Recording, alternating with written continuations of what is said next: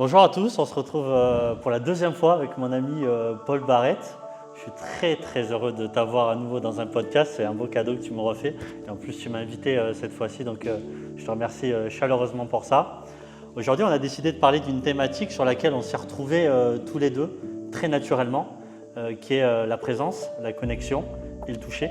Quelque chose qu'on a en commun, indubitablement, par nos deux pratiques respectives et nos deux façons d'être aussi, j'ai envie de dire.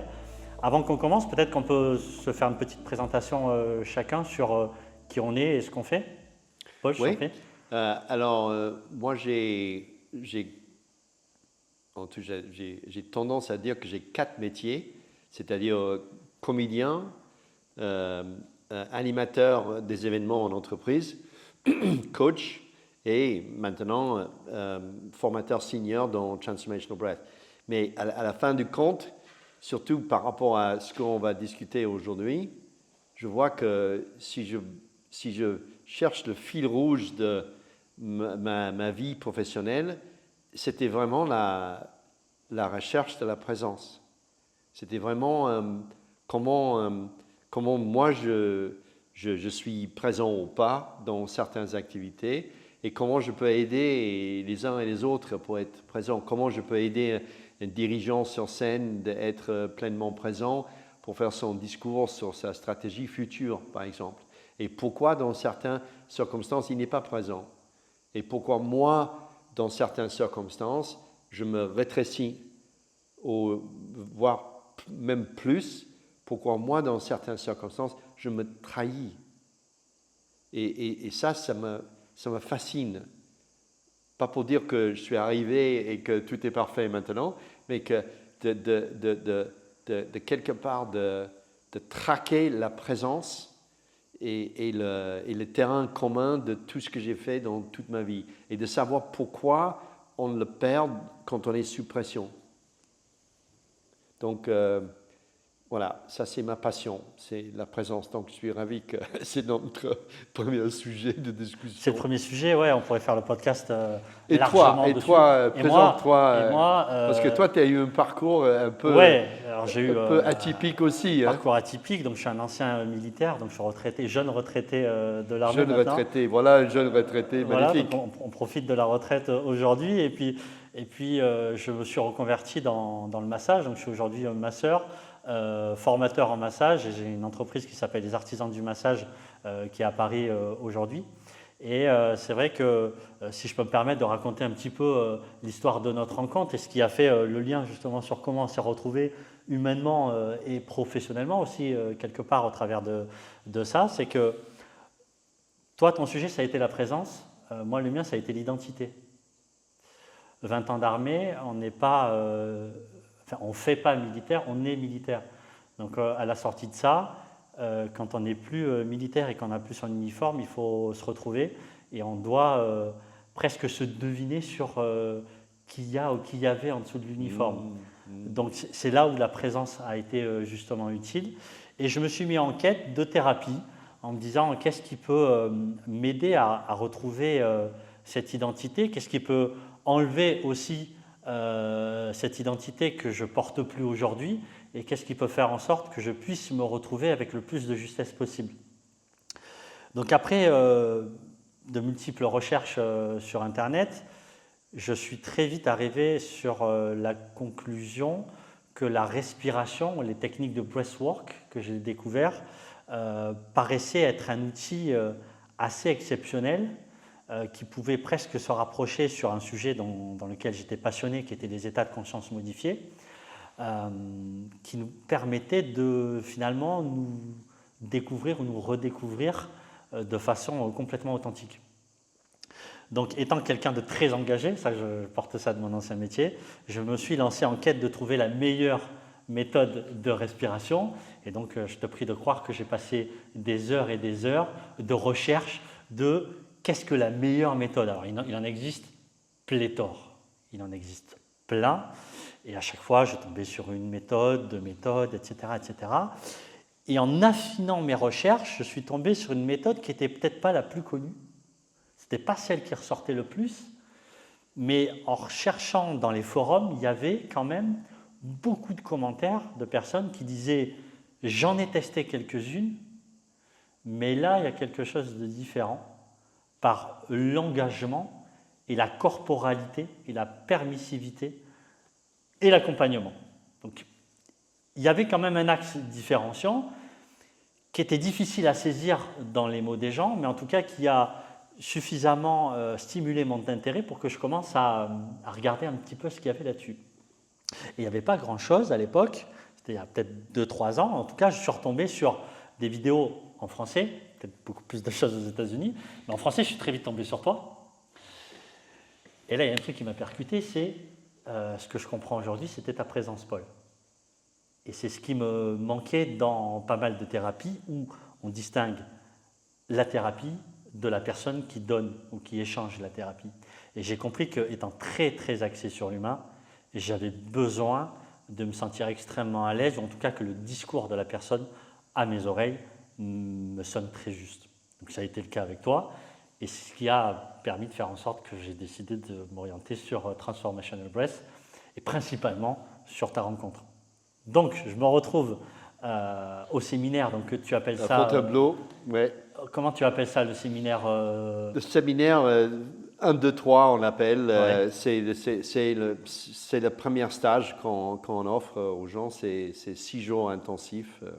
Avant que je raconte mon expérience très courte là-dessus, est-ce que tu peux nous expliquer un petit peu le tableau de c'est quoi le premier séminaire, qu'est-ce qu'on attend de ça et qu'est-ce qu'on va y faire? Le premier séminaire, pour moi, c'est une espèce de découverte de système de Transformational Breath, qui est un système multidimensionnel qui a beaucoup d'aspects différents, mais que toutes ces modalités tournent autour de, effectivement, une technique de breathwork.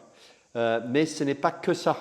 Parce qu'en fait, avec des différentes modalités, on a compris que pour vraiment effectuer une transformation profonde et juste chez l'être humain, il faut introduire toutes les dimensions de l'humain. C'est-à-dire que oui, évidemment, la dimension physique, comment est-ce qu'on vit notre corporalité, comment est-ce qu'on vit notre respiration, est-ce qu'on est conscient de manière qu'on respire, où est-ce qu'on respire, etc. Donc, dans le premier séminaire, dans ce séminaire de 6 jours, on découvre au niveau physique les bénéfices d'avoir une connexion avec sa propre respiration et comment ça peut être très positif pour vous en termes physiques, meilleure énergie, circulation sanguine, lymphatique, etc., etc. Mais ça, c'est assez banal à la limite. Ce qu'il faut pour vraiment effectuer une transformation chez l'être humain, c'est de toucher la dimension mentale et émotionnelle. Et ça, on fait à travers des modalités différentes de Michael Brown, processus de la présence, ou de Byron Katie, d'autres modalités qui sont présentes dans le stage pour stimuler ces zones-là. Par exemple, comment est-ce qu'on peut se transformer si on ne prend pas en charge quelque part son propre passé? Si on ne lâche pas les valises qui nous a fait qu'on est là aujourd'hui. Donc il y a un processus qui est complètement naturel dans les 6 jours où on se confronte un petit peu avec son passé, avec ses souvenirs, avec ce que Eckhart Tolle appelle son corps de souffrance. Et puis aussi, qu'est-ce qui t'empêche à être présent? Qu'est-ce qui t'empêche à être là? Qu'est-ce qui t'empêche à t'accepter? Qu'est-ce qui t'empêche à au moins te pardonner? Si tu n'arrives pas à pouvoir pardonner les autres, au moins, est-ce que tu peux tourner vers toi pour dire « Paul, je te pardonne vraiment pour ce que tu as fait jusqu'à maintenant, pour ce que tu n'as pas fait jusqu'à maintenant, pour qu'il y ait une relation interne plus corporative. » Et pas, tu parlais de militaire là, pas de la guerre à l'intérieur. Que ça soit raisonnablement paisible. Parce qu'on ne peut pas, ou on peut, mais ça donne des résultats qui ne sont pas aussi solides. Il faut établir un certain équilibre à l'intérieur avant de vouloir changer les choses. Donc c'est passer présent et puis ensuite manifester. Qu'est-ce que tu veux manifester?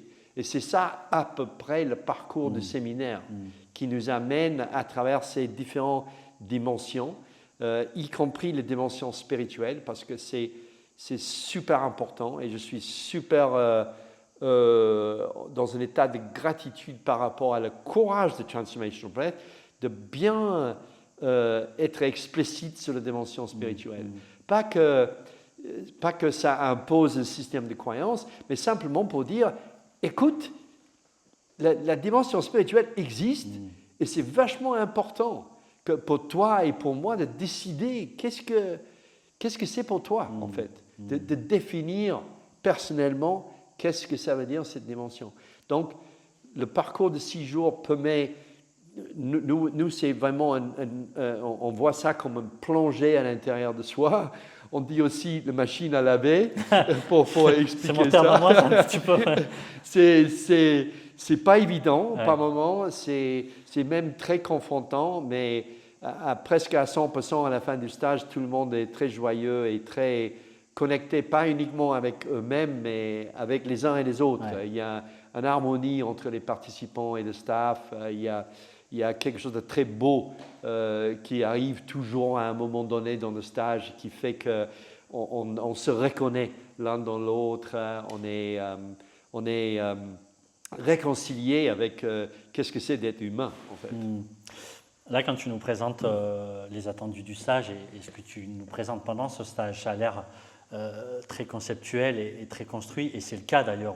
On suit une hiérarchie qui est complètement logique, où on sent qu'il y a des choses qui bougent de façon complètement naturelle finalement au fil des jours, mais je peux me permettre de partager ça, où c'est quand même une expérience qui est très corporelle, quoi. C'est-à-dire que derrière, on revient digérer un petit peu tout ce qui s'est passé, mais c'est avant tout quelque chose qui est physique, je dirais. C'est ça qui m'a beaucoup plu, parce que mon sujet, justement, à la sortie de l'armée, ça a été qu'est-ce que tu vas faire comme métier? Je savais que j'aimais l'humain, j'aimais le monde de l'accompagnement, et ce qui m'a appelé en premier, c'était il me fallait quelque chose, thérapie du corps, ou pas thérapie d'ailleurs, mais en tout cas quelque chose de très corporel. C'est pour ça que le massage est apparu en premier lieu. Et c'est pour ça que la respiration est arrivée en second lieu, qu'on m'a très fort chez moi, parce que je sentais que malgré que ce soit quelque chose du coup d'aérien, la respiration, c'est dans le corps, c'est à l'intérieur du corps. Donc il y avait en tout cas une connexion qui était extrêmement naturelle sur la corporalité qu'on a nous dans le massage bien-être et ou thérapeutique, et dans l'accompagnement que vous proposez dans la respiration. Donc je me permets le petit retour en arrière où je me retrouve dans ton stage en train de surfer sur les vagues de la vie à ce moment-là. Pour ça que j'étais arrivé là-bas. 3 ans de background dans le massage où j'avais un petit peu compris le concept du toucher, ce qu'on pouvait faire avec ça, comment on pouvait accompagner les gens. Mais malgré toute la technicité que j'avais pu apprendre dans différentes écoles, dans différentes formations, je sentais que je n'étais pas allé au bout de quelque chose. Et en fait, c'était le fait de ne pas être allé au bout de moi-même. C'est-à-dire qu'au-delà des mains, il y a l'humain, évidemment. Et parfois, on peut se laisser embarquer, étant une thérapie manuelle, par le côté uniquement artisanal, quelque part. Le côté, je façonne avec la technicité et je reproduis. Plus je suis technique, plus je suis bon. Ce qui n'enlève pas le bagage d'apprentissage qui est essentiel, les connaissances anatomiques qui sont essentielles, la qualité du toucher et la connaissance du corps humain. On doit passer par là. Mais ce qui fait la différence, je crois, entre quelqu'un qui masse et quelqu'un qui masse, quelque part, c'est l'attention portée à l'humain qu'il y a derrière. Et les attentes qu'on en a quand on touche les gens. Ce que tu me partageais tout à l'heure, c'est qu'il y a une promesse, quelque part, de transformation, même si on n'est pas obligé de l'appeler promesse, dans Transformational Breath. Et c'est peut-être la différence majeure qu'on peut avoir avec le massage, c'est que c'est une non-promesse, je dirais qu'on a. C'est justement le fait de ne pas avoir d'intention qui pose le fait que la personne qui s'allonge sur la table va pouvoir prendre ce qu'elle a à prendre en fonction de ce que nous, on a à lui donner. Et tout ça se fait dans l'échange, la connexion et la présence. Donc, je crois qu'effectivement, ton stage, certainement d'autres accompagnements en respiration, en tout cas la respiration en elle-même, est une clé fondamentale de la connaissance de soi. Le fait d'être capable de s'alléger, de retrouver la joie, de s'asseoir à côté de notre histoire, de nos sujets, de nos peurs, et etc., qui fait que quand on touche quelqu'un d'autre, la main qui touche l'autre, elle n'est plus la même. Tu vois? Et je suis très convaincu aujourd'hui que les accompagnements de respiration comme tu le proposes sont des outils majeurs qui vont faire la différence une fois qu'on a acquis le bagage technique et anatomique dans le massage bien-être. Pour moi, c'est indissociable.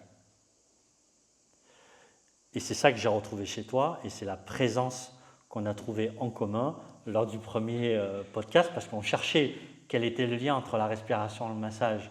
Le premier jour, on ne l'avait pas trouvé.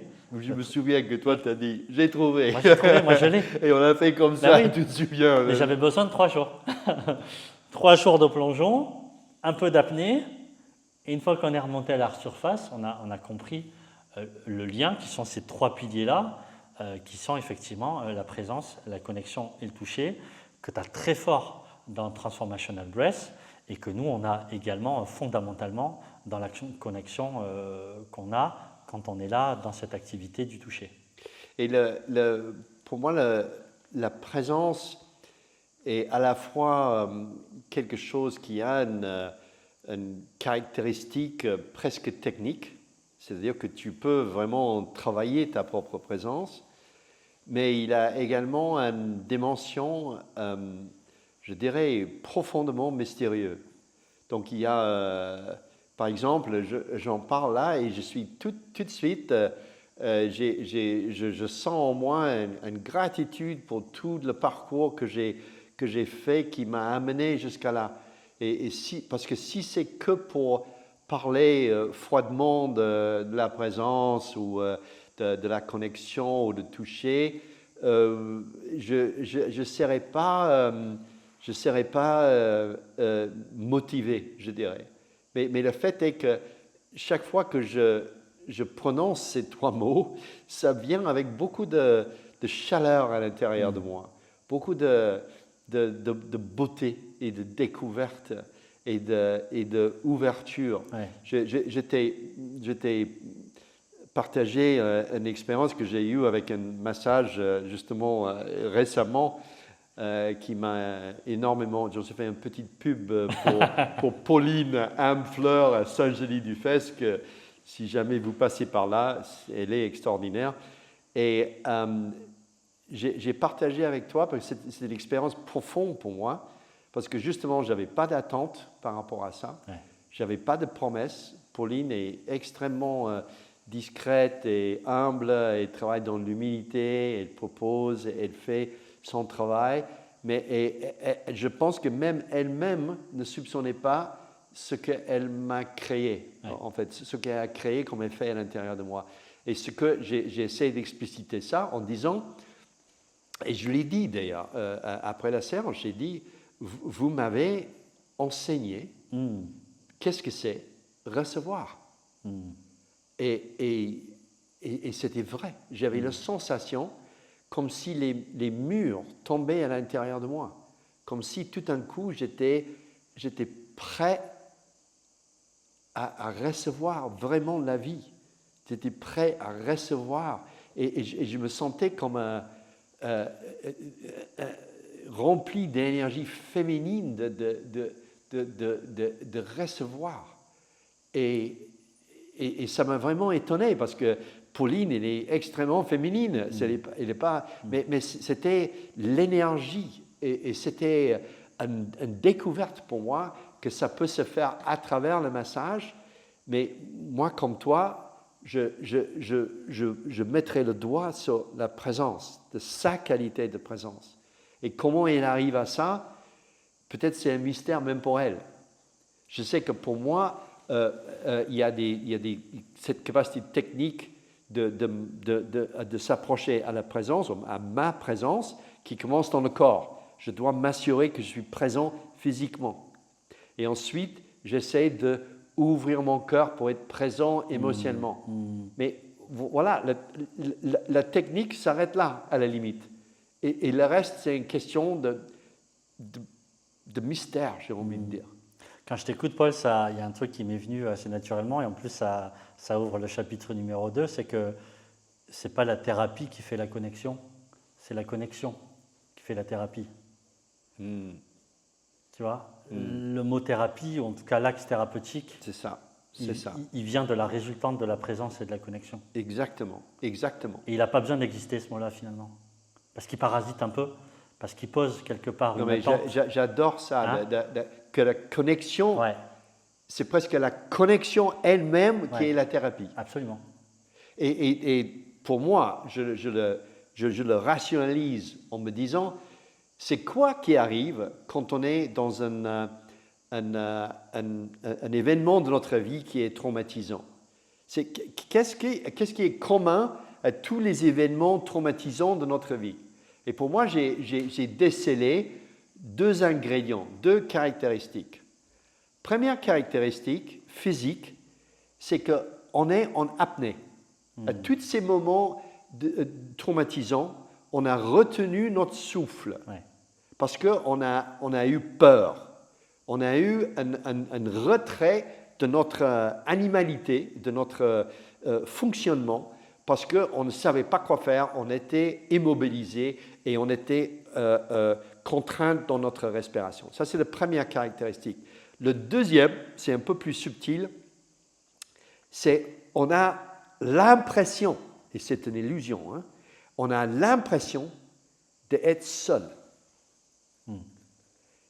Et c'est ça qu'il faut renverser, en fait, pour soigner. L'acte thérapeutique, en fait, et c'est pour ça que j'adore le fait que tu viennes de dire ça, c'est la connexion qui est la thérapie. Exactement.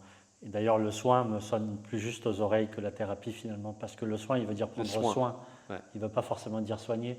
Et prendre soin, c'est quelque chose qui est beaucoup plus permissif sur ce qui est capable de se passer, sans qu'il y ait des attentes qui soient trop perturbatrices d'un résultat. Tu vois Et quand je t'avais partagé hier, j'ai assisté à l'anniversaire de ma mère en Angleterre, qui a 99 ans. Et une des choses qu'elle m'a confiée à un moment donné, elle a dit, tu sais, les aides-soignants, ils sont adorables ici, mais elle, Sandra, elle est spéciale. Et je dis, mais pourquoi maman, elle est spéciale? Parce qu'elle me tient par la main quand elle me parle. Et j'ai dit, je comprends, la connexion. Il y a aussi le toucher. Elle établit cette connexion.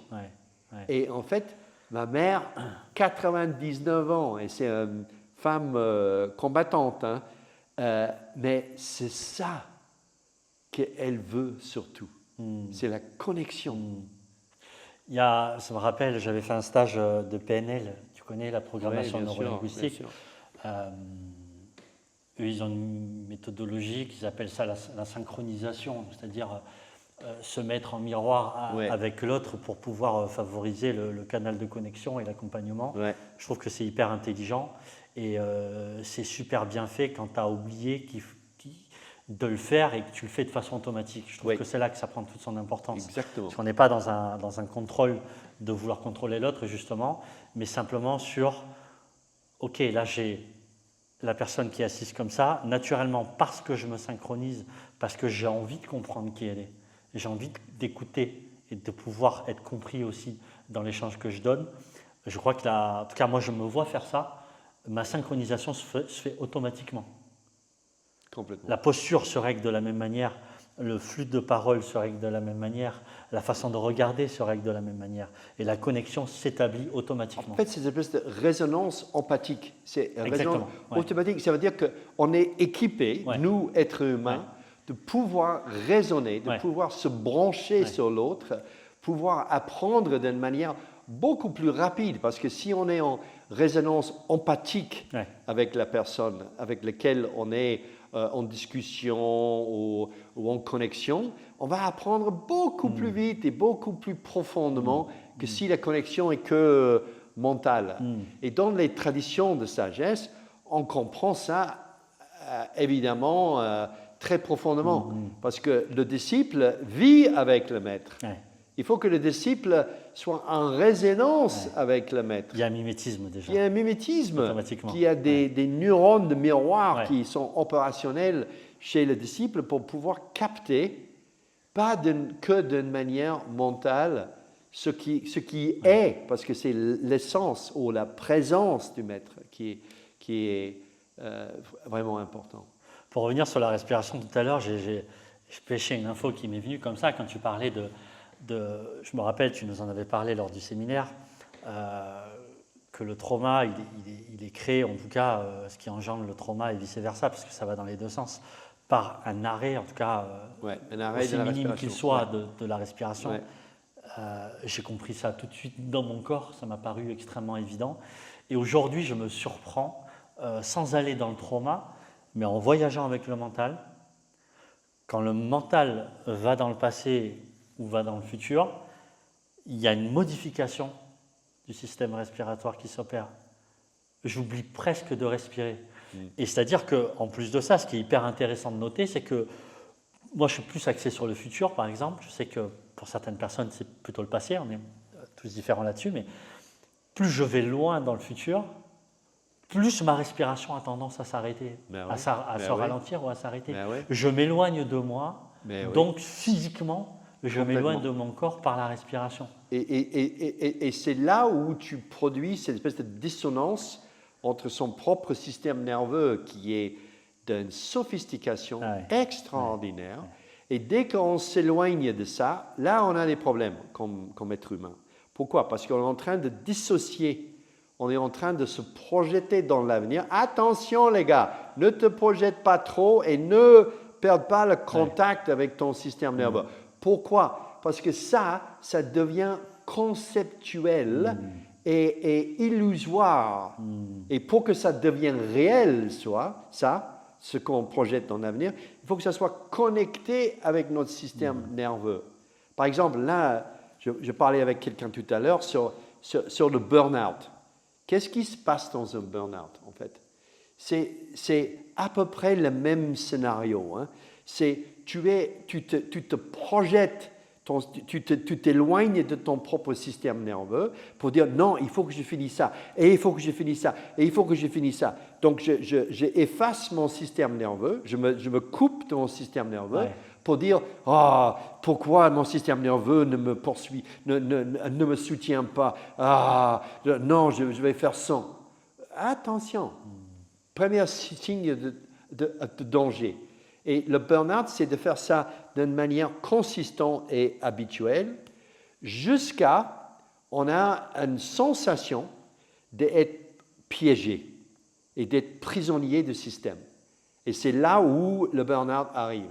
Le burn-out arrive quand on est prisonnier, quand on sent que notre développement il est étouffé, notre développement n'est plus possible, notre système il est fermé. Pourquoi il est fermé? Parce que notre système nerveux est coupé. On est coupé dans le système nerveux, qui est le gardien de notre élan de vie. Donc, dans la respiration, qu'est-ce qu'on fait? On parle de connexion, on restaure la connexion avec son système nerveux. On restaure la connexion avec l'élan de vie. Et c'est pour ça que, après, de manifester ou de se projeter dans l'avenir, tu peux le faire. Mollo, mais tu peux le faire. Parce que tu le fais connecté. Tu envisages un idéal, tu envisages des choses. Et moi, je ne sais pas, mais je trouve qu'on devrait avoir plus de visionnaires autour de nous. Mais visionnaires connectés, s'il te plaît. Connectés avec ton système nerveux. Connectés avec le monde actuel, la réalité. Parce que je sais qu'un de mes dangers personnels, c'est que je peux être tellement enthousiaste sur une vision que je me déconnecte avec la réalité. Là, c'est danger. Et c'est en ça que l'outil de la présence Et la connexion devient indispensable parce que ça devient un outil. C'est-à-dire que je crois qu'aujourd'hui, la plupart des êtres humains, et moi le premier, hein, je t'ai fait cette confidence un peu plus tard qu'hier, finalement, on y est très peu dans la présence. Si on est honnête avec nous-mêmes, sur un temps de présence dans la journée une journée de 12 heures, Combien on est présent? Minutes, Ouais. j'ai envie de dire, Ouais. on est présent ou on n'est pas dans quelque chose de fantasmé. Mais juste au niveau technique, tu peux aussi commencer à te dire quelles sont les circonstances qui facilitent ma présence. Ouais, Est-ce que je suis avec des autres personnes, oui Ouais. ou non? absolument. Est-ce que je suis dans une situation professionnelle ou amicale? Quelles sont les situations dans lesquelles je peux vraiment me dire, Ouais. là, je suis 100% présent? Ouais. En tout cas, moi, j'ai trouvé le massage parce qu'à la sortie de l'armée, du coup, j'étais avide de retrouver connexion, toucher et présence. Quoi de plus propice que le massage, tu vois? Et donc, plutôt que d'aller faire des thérapies alternatives au départ, vu que je voulais cibler sur ça avec un accent sur le toucher, moi qui suis un être fondamentalement corporel et kinesthésique par essence, ben c'était la danse aussi pour proposer ça, hein. Un très très bel outil Ouais, c'est vrai, la qui a danse. égalité, je dirais, hein. La danse comme outil de joie, de présence et de connexion, extraordinaire. Ouais, la danse, le chant, Extraordinaire. c'est Tu traditionnellement pour l'homme, ça a ben, toujours été un outil de présence. Ouais. Et puis ce que j'aime beaucoup, moi, dans les danses, c'est qu'il n'y a pas de but. Et quand tu commences à faire des choses qui sont dans la création, tout ce qui est des outils créatifs, il n'y a pas d'attente, il n'y a pas de résultat, il n'y a pas de but. C'est vrai, Alors ça crée un truc c'est vrai. dans l'acceptation et dans la En joie fait, qu'on exprime c'est tous les là jours. où tu touches à la véritable présence parce Ouais. que tu n'as pas de manque dans le sens, t'es pas, comme tu disais, tu n'as pas d'attente particulière, donc tu es dans le plaisir, dans Ouais. l'épanouissement Ouais. du moment présent. Et juste pour revenir sur notre troisième thème qui est le toucher, Ouais. je pense souvent, et je ne sais pas si c'est que moi parce que je suis anglais, mais le mot maintenant, c'est maintenant. C'est avec le toucher. Donc c'est le moment présent par excellence. Le toucher ne peut qu'exister que dans le moment présent. Ça, je vais te le voler, hein, Paul. Hein. Je te le dis tout de suite. Moi qui suis français natif, je ne l'avais pas vu comme ça. Je te le prends et je le sors dans un séminaire. Et je dis que c'est de Et moi. tu dis que c'est de toi. problème. Je sais, Sans problème. j'aurais dû mettre le copyright là-dessus tout de suite. Mais Sans problème. Raté, Excellent. raté Excellent. encore une Maintenant, fois. c'est excellent. Et puis c'est pour ça que le toucher, et c'est d'ailleurs aussi pour ça qu'on utilise le toucher dans Transformational Ouais. Breath, c'est pour ancrer la personne dans le moment présent. C'est pour dire quand on est en train de respirer et on a un facilitateur, une facilitatrice à l'extérieur en train de nous aider, de nous accompagner, le toucher pour nous est indispensable.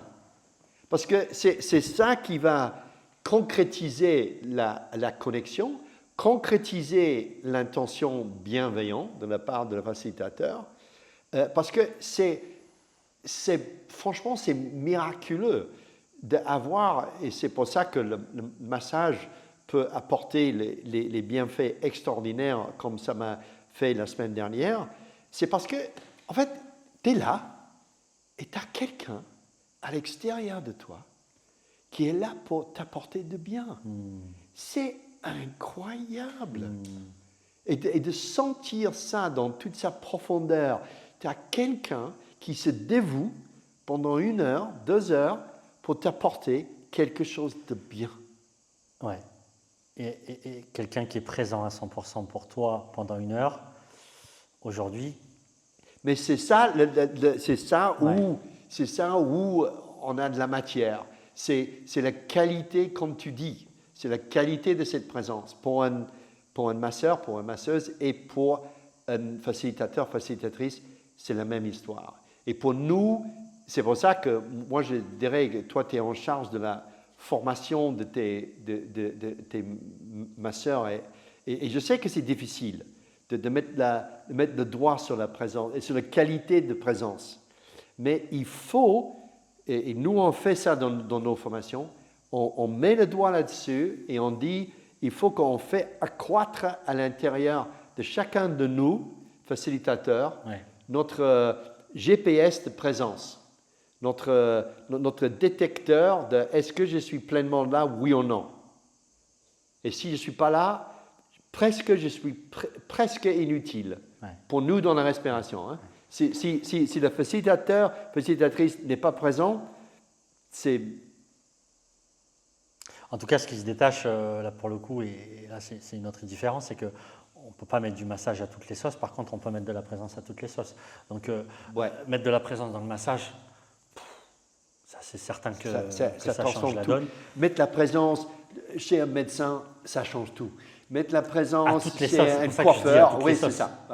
À toutes les sauces. Et on se posait la question, comment rajouter des outils ou un accompagnement, par exemple, moi, dans mes propres formations de massage, comment mettre de la présence ou comment accompagner l'humain à cette hyper-connexion, hyper-présence et qualité du toucher pour que ça puisse côtoyer la transmission technique. Peut-être que ma réponse aujourd'hui, ça serait simplement d'incarner ça dans un premier temps. Je pense que c'est ça. Je pense que de toute façon, toi, tu es leader de ton communauté, tu es leader de cette franchise artisan de massage. Et qu'est-ce que tu peux faire aujourd'hui de plus utile? C'est de... Tu n'as pas besoin de faire ça 24 heures sur 24, mais quand tu es en contact avec ta communauté, toi, tu es 100% présent. Parce que ça, c'est en fait le message de toutes les écoles de sagesse de tout le temps. C'est que le maître était là pour incarner quelque chose et que c'était son incarnation qui faisait son enseignement. Et j'ai vu que la différence de l'enseignement, elle était posée là-dessus. Ben oui. À chaque fois que j'arrivais dans une nouvelle formation de massage, j'attendais à un bouleversement de ma technique. Il y a des outils qui allaient complètement transformer ma façon de masser. Et en fait, alors au départ, il y a tout à apprendre. Mais au bout de 3, 4, 5 formations, techniquement, on repart avec une manœuvre, avec 2 manœuvres en plus, où on se dit, ouais, c'est des belles manœuvres, c'est chouette de pouvoir les ajouter dans nos techniques de massage. Et je suis content, ne serait-ce que pour revenir qu'avec ça. Mais par contre, avec quoi on va repartir à la fin, c'est avec un bout de la personne qui nous a transmis les choses, un bout de qui il ou elle est. Et je crois que c'est ça qu'il y a à apprendre chez l'autre, plus sur le bagage de tout l'héritage de ce qu'il ou elle a fait et ce qu'il ou elle a pu nous donner en termes de qui il est ou de qui elle est. Et c'est ça qu'on va chercher chez l'autre à un moment donné, c'est cette transmission du sage à l'apprentissage. En fait. C'est plus cette transmission d'état d'être qui va changer les choses sur ce que moi j'aime bien appeler la qualité du toucher finalement. Oui, parce que finalement la présence se communique par elle-même. C'est pour ça qu'il y a cette qualité hautement mystérieuse. En tout cas, moi j'essaie d'évaluer ce degré de présence à la fin de chaque séance de respiration. Moi, je regarde les participants pour savoir s'ils ont eu une expérience qui était intéressante, épanouissante, etc., profond.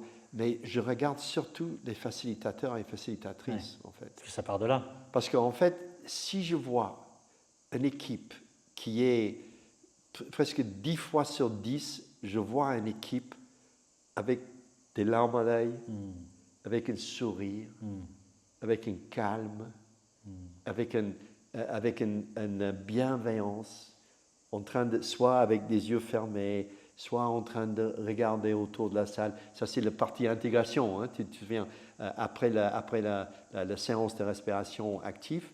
Et là, j'ai dit, ils étaient présents. Pourquoi je peux dire ça? Parce qu'ils sont en train, ils ont reçu. Ça veut dire que l'équilibre entre donner et recevoir était éteint. Et c'est toujours le cas quand on est pleinement présent. Quand on est pleinement présent, on a la sensation d'avoir donné, en même temps d'avoir reçu. Quand tu es facilitateur, tu dois te reconnaître dans l'autre. Ben oui. Sinon, tu n'es pas dans la bonne posture. Donc Exactement. Ces gens-là, ils sont passés dans la machine à laver avant. Exactement. Exactement. Donc, quand ils voient l'autre qui est en train de tourner dans la machine, il se remémore aussi lui-même le Exactement. chamboulement psycho-émotionnel et corporel qui est en train de se passer. Et là, c'est là où les corps finissent par s'unir dans l'union psycho-émotionnelle, dans le toucher, dans cette Exactement. expérience qui est très transformatrice et très profonde. Ouais, exactement. Il y a une des chansons de Beatles, c'est Come Together. Ouais. Et c'est difficile des fois à décrire en français cette ambiance ou cette ressenti de unité, cette ressenti de regarder d'autres êtres humains, que ce soit participants ou membres de l'équipe, et de dire on est profondément liés, qu'il y a une véritable sensation ressentie de notre humanité, et c'est réjouissant. C'est tout d'un coup, tu es réconcilié avec le genre humain. Tu dis, mais nous humains, on est capables des choses top, géniales. On est aussi capable des choses de pire, mais on est aussi capable des choses magnifiques. Et c'est pour ça que, pour moi, le parcours qu'on a fait avec le voyage des héros ensemble, avec les lives et tout ça, était super intéressant parce qu'on a accédé à cet héritage humain de l'humanité. Toutes ces histoires de courage, de poursuite, de la quête, de la bienveillance, de la transformation. Est-ce que tu peux nous expliquer en quelques mots ce que c'est le voyage de héros? Le voyage des héros, pour moi, c'est une espèce de cadrage possible pour nous, êtres humains 21e siècle, qui nous donne, justement, comme j'ai dit, accès à tout cet héritage qui est potentiellement disponible pour nous, et tous ces actes de courage, et tous ces actes d'aventure. Mais pourquoi faire, on peut dire? Pour faire en sorte que cette vie-là que nous avons soit une aventure profondément liée avec nos valeurs profondes, profondément liée avec notre humanité, avec notre capacité d'être empathique, notre capacité d'avoir la compassion, notre capacité de voir la difficulté de l'autre et d'être connecté avec l'autre. Donc pour moi, le voyage des héros, c'est comprendre que la vie, pour que ça devienne une aventure, il faut que tu aies le courage. Désolé, ça c'est le ticket d'entrée. Tu ne peux pas le faire sans courage. Si tu penses que tu vas le faire, bon, c'est super confortable ces fauteuils, mais si tu penses que ta vie va être une aventure, c'est dommage parce qu'on est bien. Voilà, on est bien en hameau de l'Étoile. On est bien installé. Hameau de l'Étoile, c'est top. On est super confortable. Et c'est vrai qu'on mange bien et on dort bien et tout ça. Mais si vous pensez que c'est uniquement avec le confort que tu vas vivre l'aventure, la réponse est non. Et c'est très clairement défini dans le voyage des héros que tu vas vivre des moments inconfortables. Donc moi, je préfère le dire à tous les participants futurs, c'est presque sûr, tu vas vivre des moments de confrontation de toi-même et que ça ne va être pas forcément confortable. Alors moi, je me remets dans la peau du masseur, pour le coup, et de ma communauté. Je suis masseur, j'ai vu quelques techniques. Je sens qu'il y a des choses que je peux rajouter qui peuvent améliorer un petit peu qui je suis et ce que je propose dans le métier du toucher. Qu'est-ce que je peux faire? Je vais vers la respiration, je vais vers le voyage des héros, comment ça se présente, comment articuler ça. Je vais vers peut-être une autre thérapie, peut-être la danse, peut-être...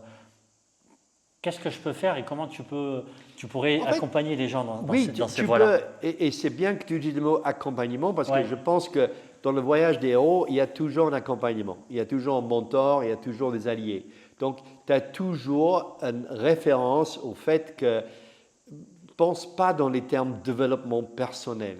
C'est intéressant le développement personnel, mais jusqu'à une certaine limite. Mais si tu veux faire le voyage des héros, il faut que tu penses dans des termes plus larges.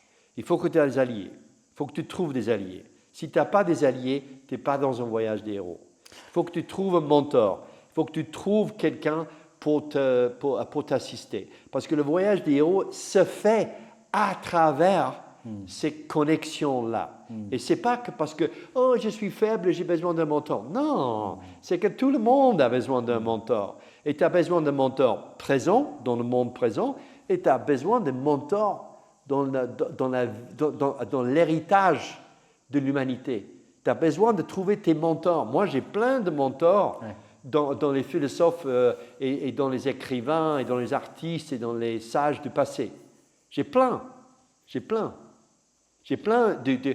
peux m'aider là parce que j'ai besoin de... Oui, dis-moi ce qu'il faut faire.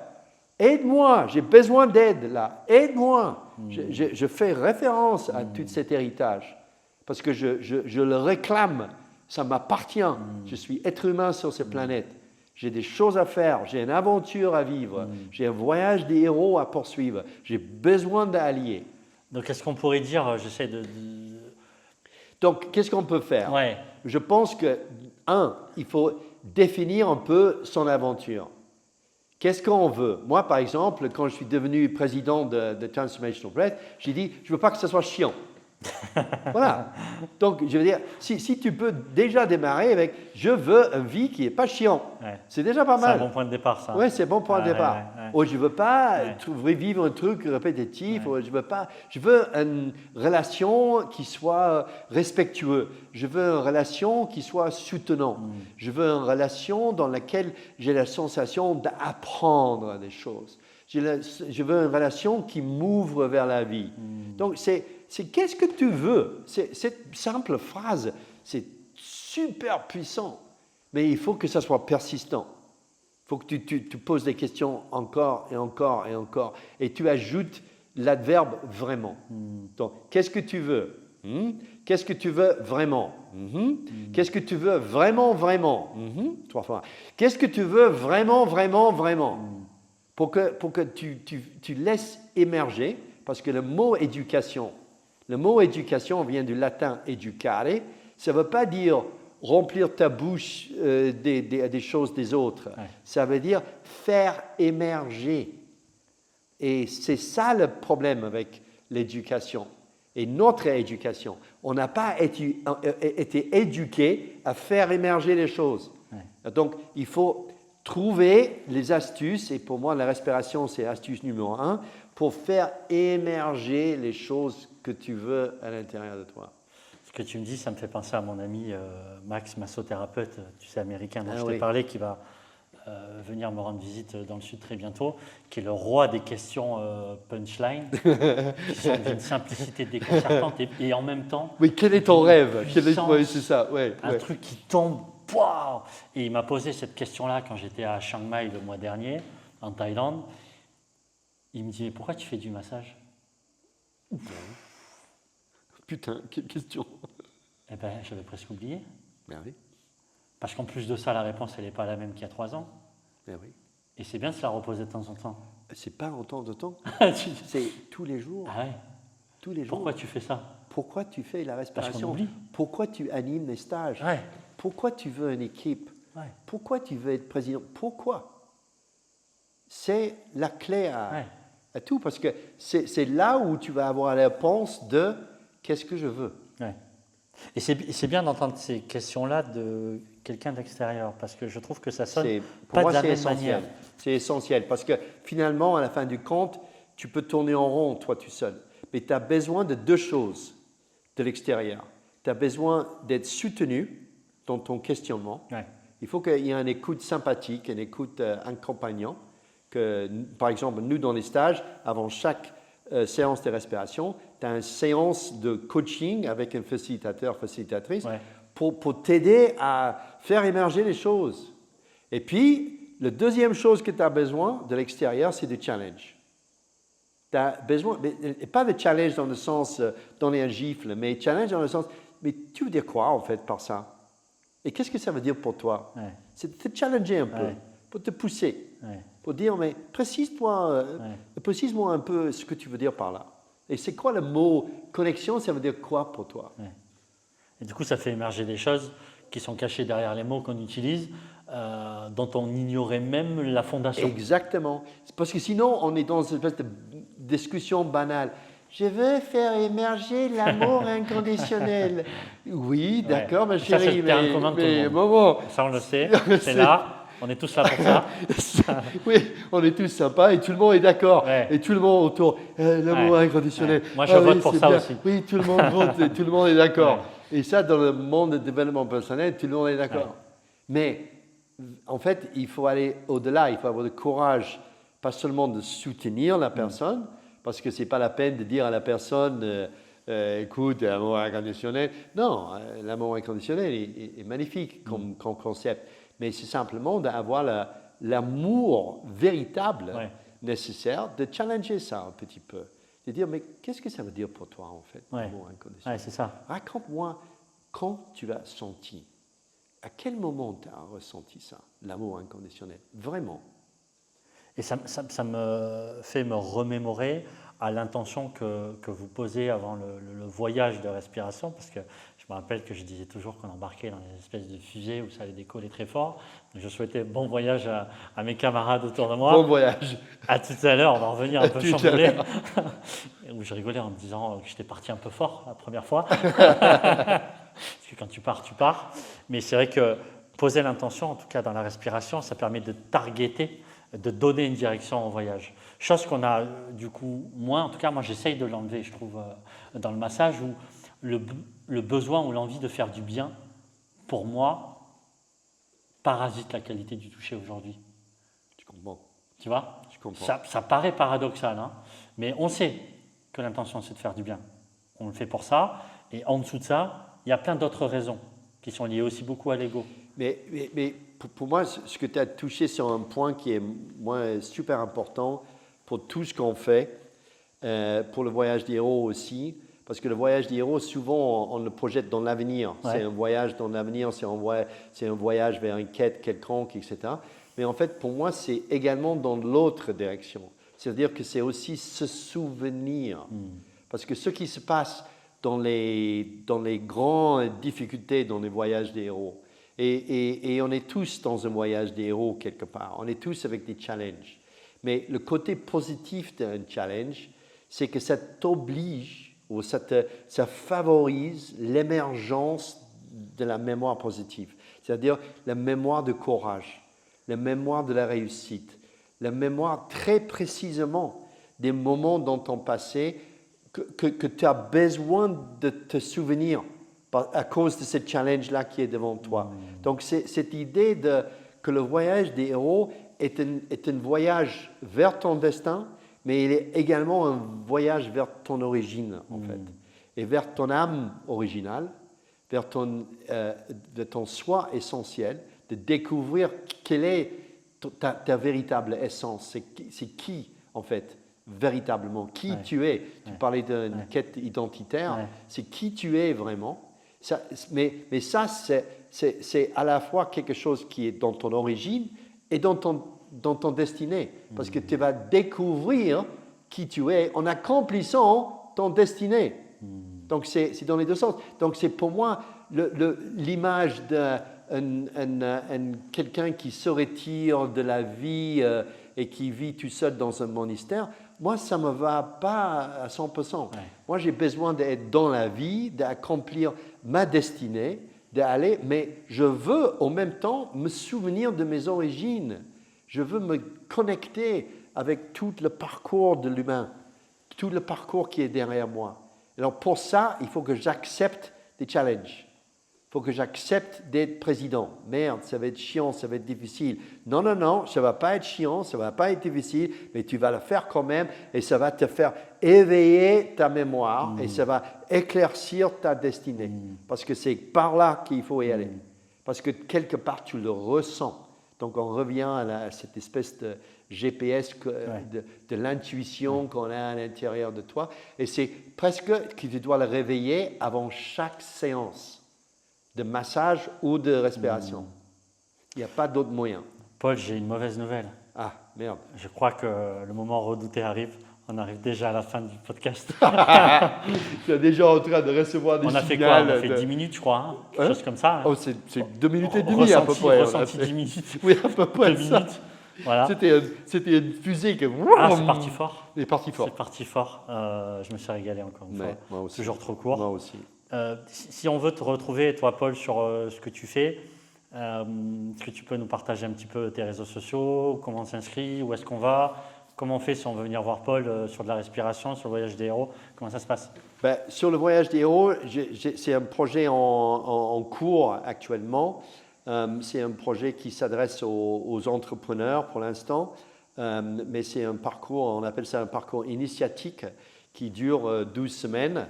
Mais les stages que je propose actuellement de Transformational Breath et le parcours professionnel pour devenir facilitatrice, la plupart se passent à l'Hameau de l'Étoile près de Montpellier et le site s'appelle respireettransforme.fr. Donc allez-y pour découvrir tous les stages disponibles. Et puis il y a une inscription qui se fait, un paiement automatique sur le site.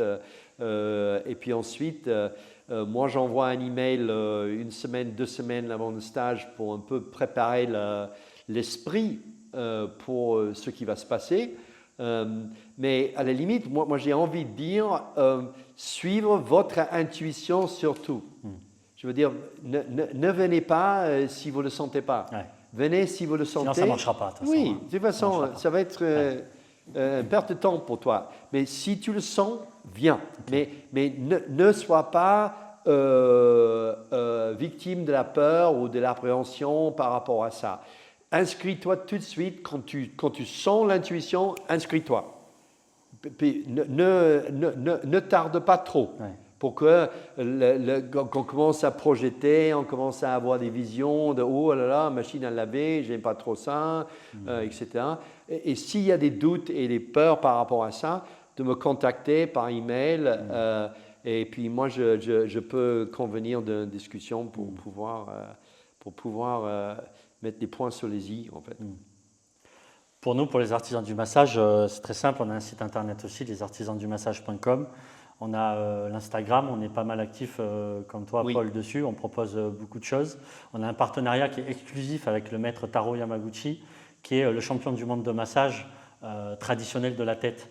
Donc on l'a fait venir pour c'est lui qui fait. Ouais, c'est lui qui fait plein de choses sur la tête. C'est juste incroyable. Il est venu pour la première fois en Europe, formé chez nous à Paris il y a quelques semaines. Donc on a nos premiers formés en samouraï de massage, vraiment un truc qu'il faut faire. J'espère que tu auras la possibilité de recevoir le samouraï de massage.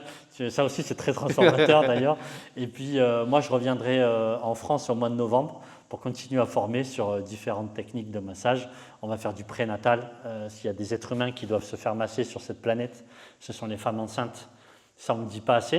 Et il faut le faire. On ne va pas leur faire mal. On respecte la guidance sur la partie médecine et médicale, si elles peuvent se faire masser entre les 3 mois et les 8 mois. Et après, on y va et on masse les femmes enceintes qui en ont besoin. Donc là, c'est extrêmement important pour nous. Et on va former sur aussi du massage thaïlandais traditionnel, vu que je passe une grande partie de mon temps là-bas. C'est là-bas qu'on apprend le massage thaï, qui donne toute son essence aussi culturelle à la couleur de cette pratique. Et du massage musculaire et de récupération psycho-émotionnelle, parce qu'on est un corps et puis on est un autre corps dans un corps. Et donc c'est bien de pouvoir avoir 2 techniques, en tout cas sur des approches qui sont finalement du massage, mais sur un curseur qu'on peut donner un coup plus sur cette partie-là, qui est sur cette qualité du toucher, cette douceur et cette présence qu'on peut apporter à l'autre, et en même temps sur une partie qui ressemble beaucoup plus à quelque chose de corporel et thérapeutique, où beaucoup de personnes en ont besoin, parce que la sédentarité, parce que le monde moderne, parce que beaucoup de sport aussi. Donc voilà, le massage, vraiment un outil qui est de plus en plus mis en avant, et je suis très heureux de ça, parce que c'est un beau métier, je suis content de le donner, je suis content de le proposer. Et si vous voulez venir aussi recevoir du massage, évidemment, les artisans du massage, un atelier traditionnel à Paris 12, à 5 minutes à pied seulement de la gare de Lyon. Voilà. Petit mot de la fin, Paul? Le mot de la fin, c'est un vrai plaisir d'être avec toi, Mika. Et un grand merci aussi Studio des Étoiles, parce que je trouve qu'ils sont extraordinaires dans leur accompagnement au niveau médiatique et la communication. Et donc, aussi de la beauté du lieu à Beau de l'Étoile. Donc, tu as fait une proposition financière. Nous, on va racheter. On va racheter. Elle a dit non. On va étudier l'affaire. Elle a dit non. Moi, je mets 250 € sur la table. Pour l'instant, on a un non. Trop bien, Paul. Écoute, à très bientôt, j'espère, sur notre thématique. Et puis, au plaisir de vous revoir bientôt. Merci. Bye bye.